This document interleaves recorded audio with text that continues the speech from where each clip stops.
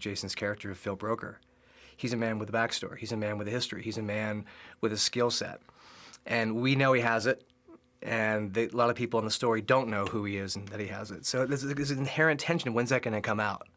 You know, it is that classic Superman, Spider-Man idea of a guy who has a talent, who's hiding it, who's obscuring, who's keeping it covert.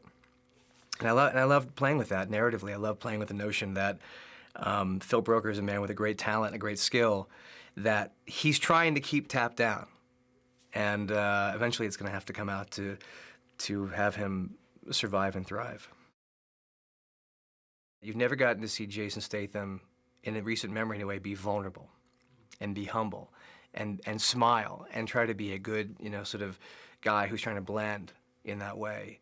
So it was fun, you know, and Stallone referenced his work on Copland, you know, playing a guy who wasn't the alpha male, that wasn't the macho guy, that wasn't the guy trying to kick everyone's ass. And likewise here with Phil Broker, you know, seeing Jason, and by the way, Jason, you know, when you meet him in person, you know, he's a very sweet, charming, and almost shy guy. It's not really his persona that he's put out there, you know, successfully on screen. It was fun in the film to explore that, the other side of him, the Jason that you don't get to see, the charm, the smile, the humor, and the humility. It's easy to forget, you know, with Sly and being in all these big movies and blockbuster movies and the Rambos and Expendables, that he's a terrific writer. And he's a very thoughtful writer. He's a very obsessive writer. In fact, it's funny, when I first began working with Kevin on the script, you know, and redeveloping it somewhat, I went back and I watched a documentary on the making of Expendables 1. And there's a whole section of him, you know, writing and rewriting and scribbling on pages, and I thought, he's like me.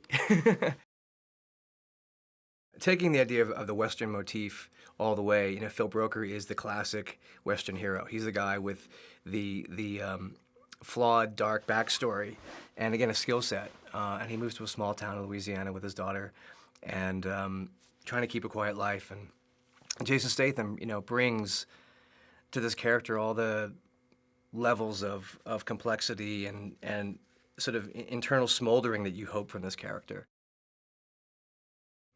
The character that really ignites everything in the story, who really, she's the catalyst for the mayhem, is Cassie Bodine, who is James Franco's character's sister.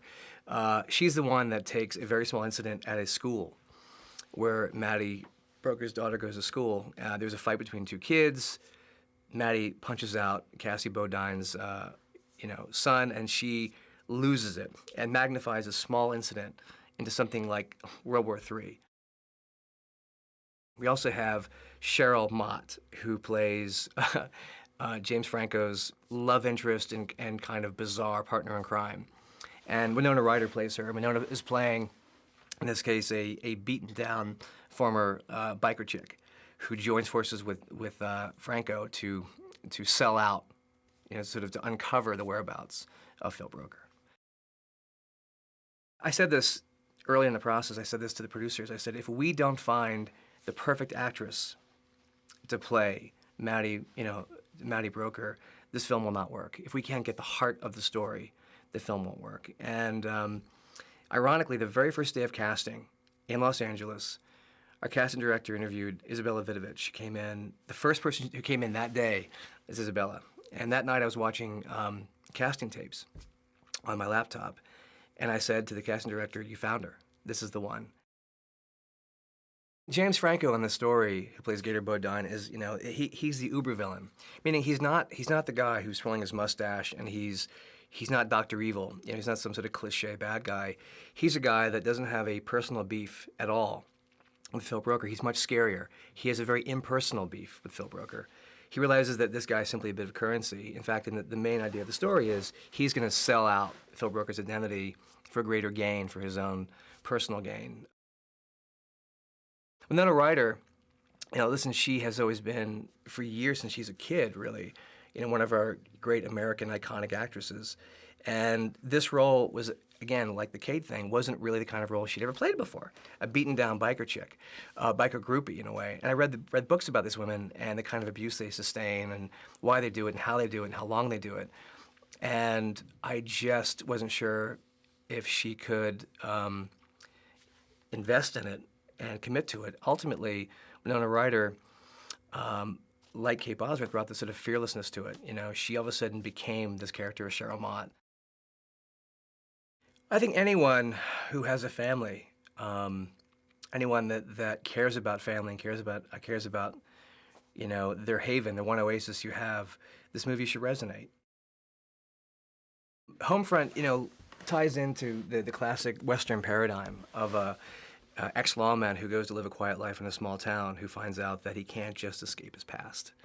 And that's the basic idea here, is that, you know, Phil Broker, Jason Statham's character, moves to a small town in Louisiana after a huge bus goes bad.